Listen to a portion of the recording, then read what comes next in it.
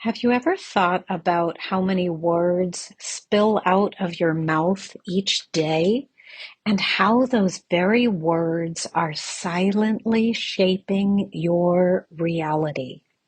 We're taught to speak, express, give voice to our thoughts, but most of our words come from reaction, emotion, fear, and habit.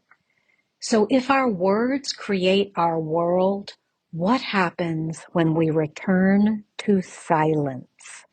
Every spiritual master practices intentional silence. Why does that matter for you?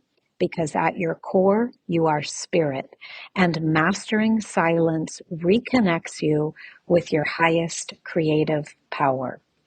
Namaste and welcome to the Spiritual Wealth Podcast. I'm your host, Alexandra Savithri, founder of the American Reiki Academy and the Vedic Healing Center. Trained in India by revered gurus and rooted in 35 years of practice in Reiki, Sanskrit mantra, meditation, and spiritual healing, I guide seekers to awaken their inner power and live a more joyful, spiritually aligned life.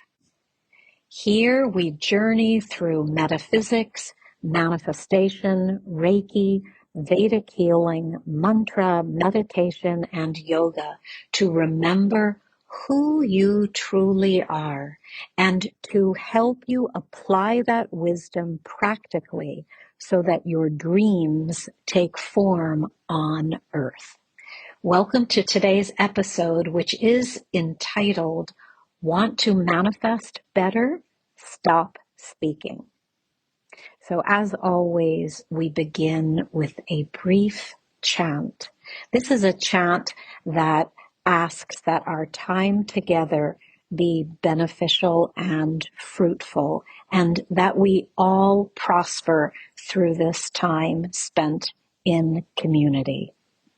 So close your eyes and listen if you like, and then we will get into the episode.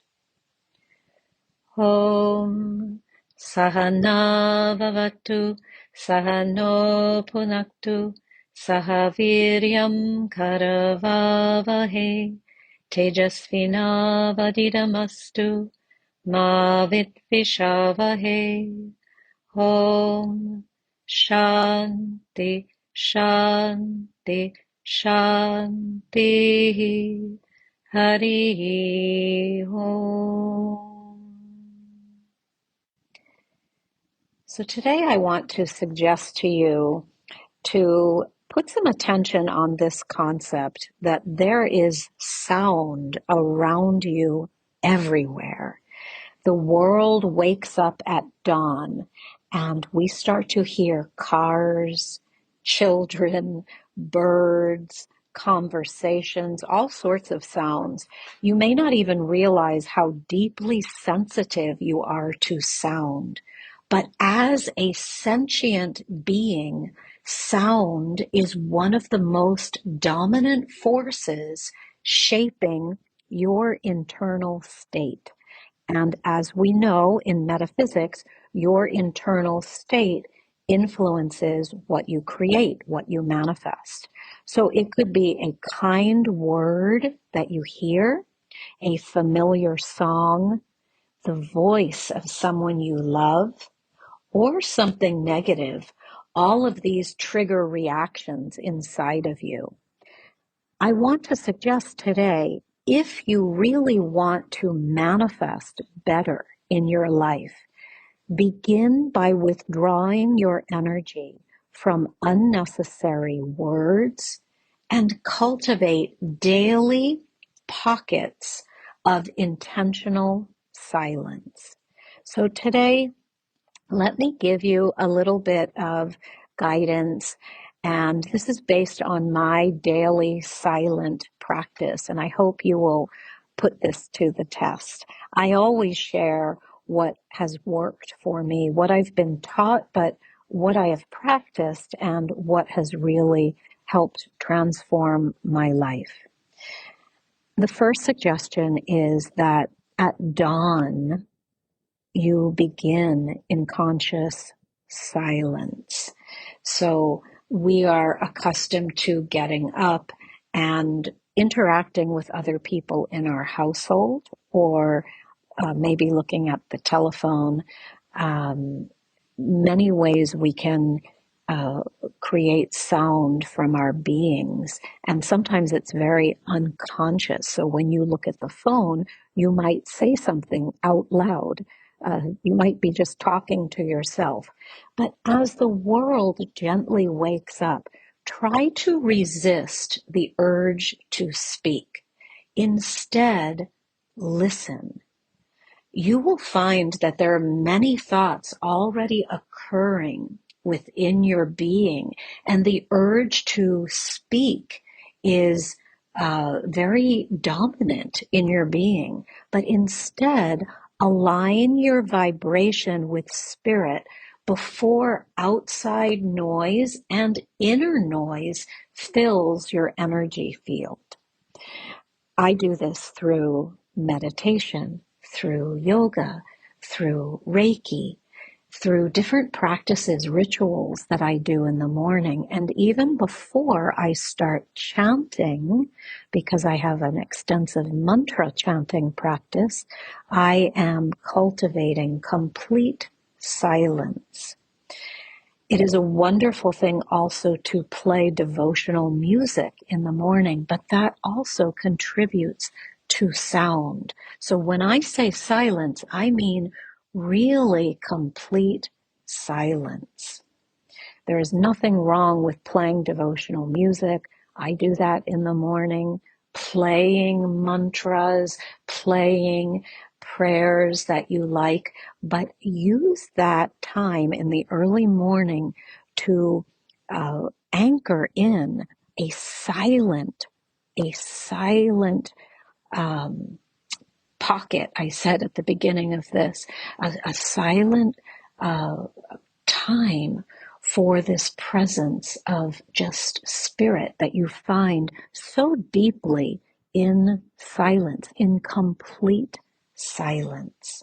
And then you can move into your practice and let it involve some chanting, some prayer, some journaling, which is also uh, done silently, but is also consciously working with thought forms. So I'm really, when I'm talking about silence, I'm asking for all of us, or suggesting that we put aside thought forms and enter into a space where there is just a void, just a peaceful space of nothingness. But when I say nothingness, it's not really nothing. It is the presence of light, of spirit. It is the presence that we get when we're doing Reiki. It is something that we can't put into words. So again, there's nothing wrong with journal writing. There's nothing wrong with mantra chanting early in the morning. But I'm going to suggest that you forego all of that until you've spent some time just in communion with this light, with this presence. And then at midday, and by the way, as I go through these, I may have talked about this before in another episode. And sometimes when you listen to this podcast, you may say, oh, I've heard her say this before, especially if you've listened to some of the episodes. And I heard a spiritual teacher say something really interesting once.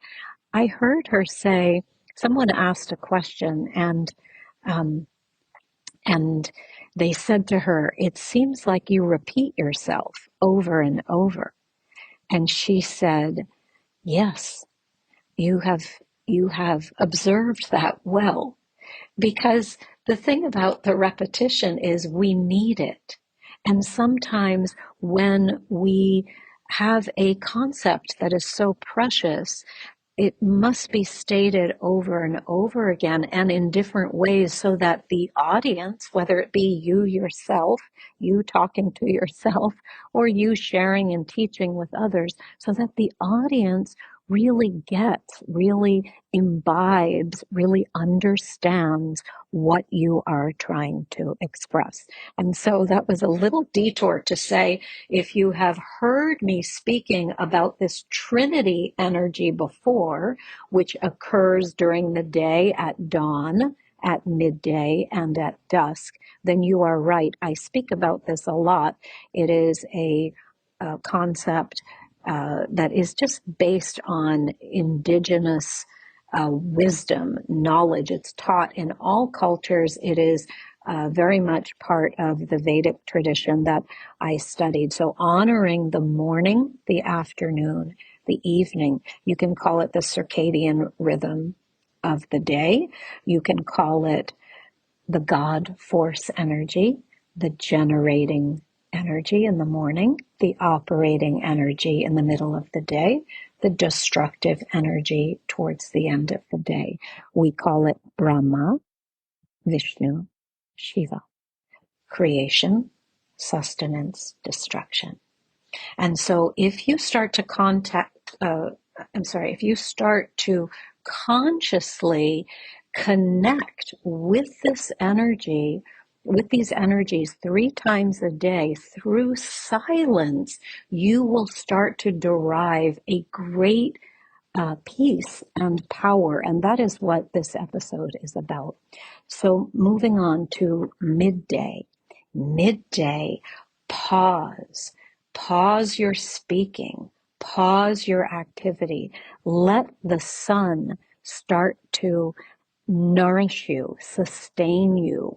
You can walk on the ground, by walking on the grass every day, feeling the earth under your feet, feeling the sustenance of the sun as it illuminates your being, and letting that time period reset your intention through silence. Reset your projects through silence and recharge your spiritual energy at that time. And then at dusk, we honor the day. As the sun sets, we return to silence. We reflect, we integrate, we allow the day's energies to settle. I think I have also talked before in these episodes about watching TV at the end of the day.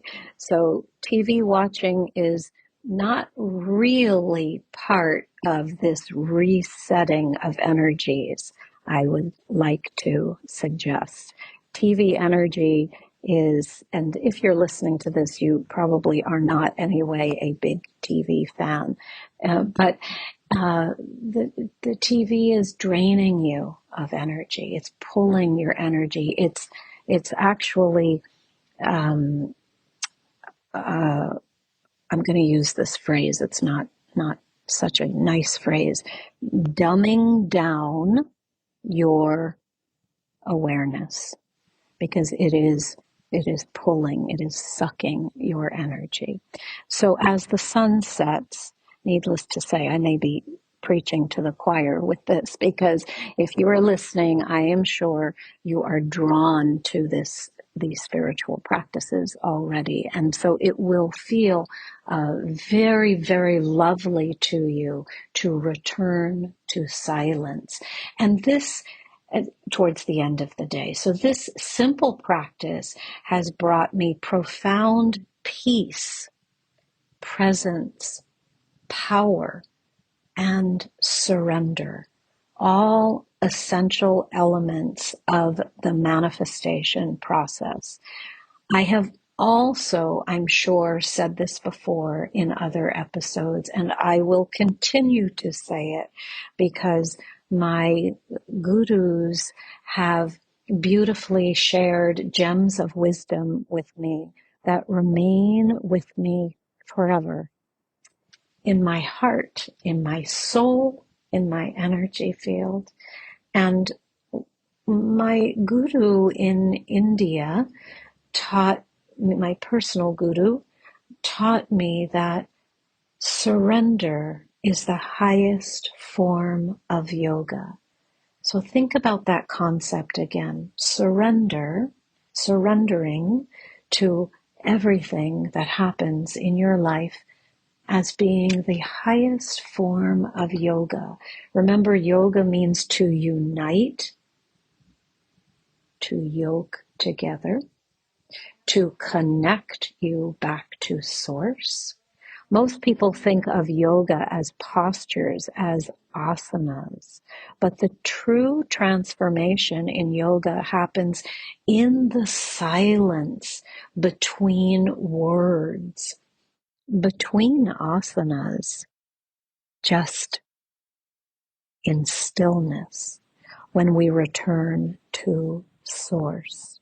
So it is said actually that asanas prepare you, the postures in yoga, prepare you for the higher elements, the higher stages of yoga.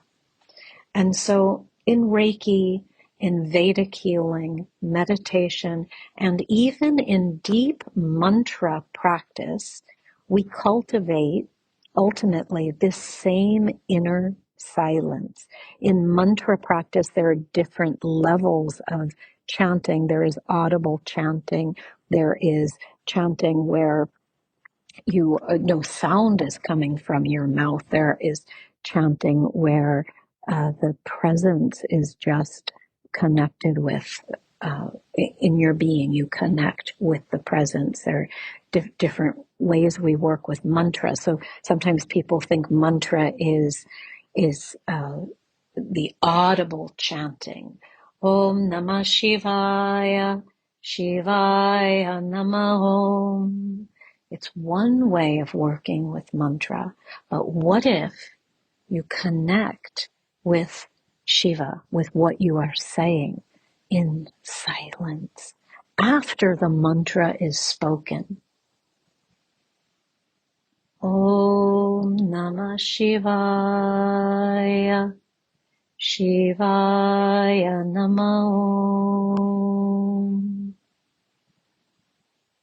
And therein lies the peace, the power, the presence after the spoken word, after the spoken mantra. It is in that silence. I believe I have also mentioned in a past episode, one of the incredible teachings in Vedic healing when we're working with yantras happens in the silence, and that is where all the curative powers of the yantra come to you, or it could be the mantra. So you're doing a practice, but it is in the spaces in between where all the energy comes to you and you benefit from what you have been consciously putting out into the field. And so at the deepest level, even chanting becomes soundless. And it is so incredibly peaceful. It is so incredibly amazing. That's a funny phrase, incredibly amazing. It is so incredible. It is so difficult to put into words. It is transformational. It is powerful. It is strengthening. It is nurturing. It is just beyond words. I am at a loss for words. And when I record these podcasts, I do them somewhat spontaneously. I have some notes, some things I want to talk about, and then I allow the rest to just flow from me. So when I'm searching for a word, I'm really searching for the word. And I don't really ever like to do these scripted. I want the energy to come from my meditative practice and from what I have been inspired to share with you. So today I was inspired to talk to you about silence. And in this moment, I am inspired to share with you how incredible that power is that you can derive in silence. And yet I am at a loss for a word, and that is so appropriate, isn't it? Because I am talking about silence and I cannot find the word to express to you how incredibly powerful that silent energy field is. And it's probably because there is no word to describe it. It's like when you do Reiki, you can say, oh, for instance, I'll describe it to people and I say, it's like liquid light energy or pure love coming from the universe through my body, transmitted down my arms and out of my hands into myself or into someone else I'm working on or a project I'm working on. But there is no phrase to describe it. If you've ever been in love, it is a magical feeling, and there is no word that can ever capture the energy of love. Some of the gifts on the planet cannot be described in words. I had an experience once when I was in India and I went to a goddess temple, and it's a very powerful temple in South India. It was a little bit of a challenge to be allowed entry into the temple because some of the temples they only allow in Hindus, and the reason for this, I'm going to explain here because sometimes Westerners get offended by this. It is really out of respect for the presence and the energy field and the rituals in the temple. So there is such love, such respect for these rituals that they are protected. And if someone goes in who has no knowledge and does something disrespectful or off color, or just, it can be unconscious, it would be considered highly offensive to the space, to the deity. And so I always, I never felt offended by this, and I never do when going to India. I see it as a beautiful reverence to the ancient Vedic tradition. And so with that said, I have had to obtain a certificate that says I'm permitted to go into Hindu temples because of my practice, and I'm practicing for so many years, etc.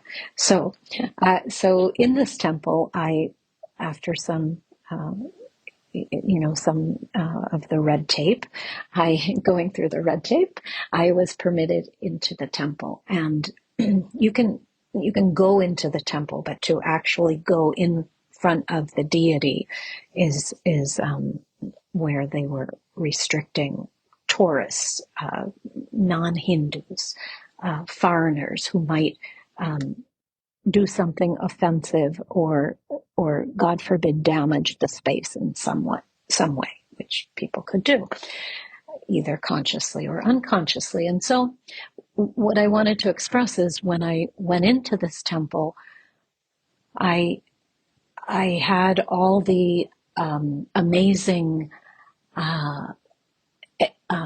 excitement about getting to go in and be in front of this deity, and I was ushered up to the front, and we got to the front, and in the moment that I gazed upon the deity, there were absolutely, and still to this day, are no words that I can use to describe the energy I felt in that space. If you've ever, and that was a long way to express that to you. If you've ever been to some kind of powerful vortex, I've never been to the pyramids, but I imagine if a vortex like that, if you go to a space like that, when you are silent, you feel an energy that is that you are unable to describe. And so this presence is felt only in stillness, in silence. Now, at the temple, and I'm sure at the pyramids, there's lots of chaos around because there are many, many, many, many, many other people. And yet, imagine if while you are in such a vortex, you observe silence. You don't talk to other people around you. Imagine what is available to you, because talking is always going to disperse our energy. It is output. We're putting forth a contribution to the world. But silence is where we receive. And there is great power in receiving, in being open and willing and ready in a space of surrender to imbibe again what is meant for us. In silence, you drink in pure presence, pure light. And this is what fuels everything in your life. I have often had people say to me, where do you get all your energy? And there is only one answer, and that is through my spiritual practice. It is as if, and not as if, it is a fact that the spiritual practice sustains, nurtures, and energizes us in a way that is beyond anything else. It is beyond the best green drink, the most healthy, the healthiest food that you could have. This spiritual energy that is found in stillness, I want to venture to say, goes beyond nutrition and exercise. Not that we eliminate those, but it is a missing link. It is this inner nourishment through spiritual connection that will make you truly magnetic in manifestation. And remember, the beginning of this episode, I spoke about why I wanted to discuss silence and stillness. And the point of this was about manifesting better. So returning to silence in order to become more magnetic and manifest better. Manifest not through hard work, but through spiritual presence. Really, they don't eliminate or cancel out one another, but often in our society, we're so tipped towards the physical work that we forget about this great magnetism that comes, this spiritual wealth that comes through cultivating the practice. And moving into stillness and silence is going to really make you an attractive force. I remember a teacher sharing with me, we were talking about working with Krishna mantras. So one of the attributes of working with Krishna mantras is that you become supremely magnetic, all attractive. So it doesn't mean necessarily physically attractive. It's your energy that becomes attractive. And even if you haven't much altered your physical appearance, you gain the ability to attract. And practicing silence awakens that same inner radiance that draws your desires toward you effortlessly. And so in closing, I wasn't going to do this, but I want to chant a Krishna mantra for you. This episode was about stillness, and somehow I'm moving into sound vibration, but it's all related because I want to talk, I want to impress upon you the ways in which you can become magnetic through your inner being. And we talk about Reiki, we talk about meditation, we talk about asanas, we talk about chanting, and it all comes back to making your energy field attractive, super attractive. But when I say making it, I don't really mean making it. I mean returning your awareness to that vibration, and not only returning it to that, so you remember, oh yes, I'm spirit, and in identifying with spirit, it can manifest at a higher level. Not just remembering it, but actually stepping into it, actually embodying it, and moving into silence more, doing all these elements of a practice will help you get there. So I can end with silence. I can just say, let's move into silence. This episode was about silence, but let me create a force field for you first to feel that silence, just like I did a second ago when I chanted Om Namah Shivaya. I hope you could feel something after that chanting. I can't do Reiki on you through the audio very well. I could do it in different ways, but through sound vibration, you can connect with this presence. So listen, listen, listen, listen to this mantra that makes you supremely magnetic, all attractive. And then listen to the silence after the mantra, wherein all the power lies, all the energy from the deity, from that form of God who is alive and well and exists in a very accessible way.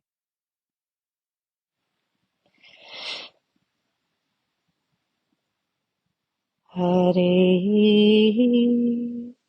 Krishna, Hare Krishna, Krishna Krishna, Hare Hare, Hare Rama, Hare Rama, Rama Rama, Hare Hare. Om Sai Ram, Jai Guruji, Om Amrite Shwariye Namaha, Om Namah Shivaya. And I hope you can feel that energy in that silence. Tomorrow when you wake up, keep your lips sealed. It's very hard to do. Don't say anything to yourself, to anyone in the household, to your animals. Just observe silence. There's a reason they say silence is golden.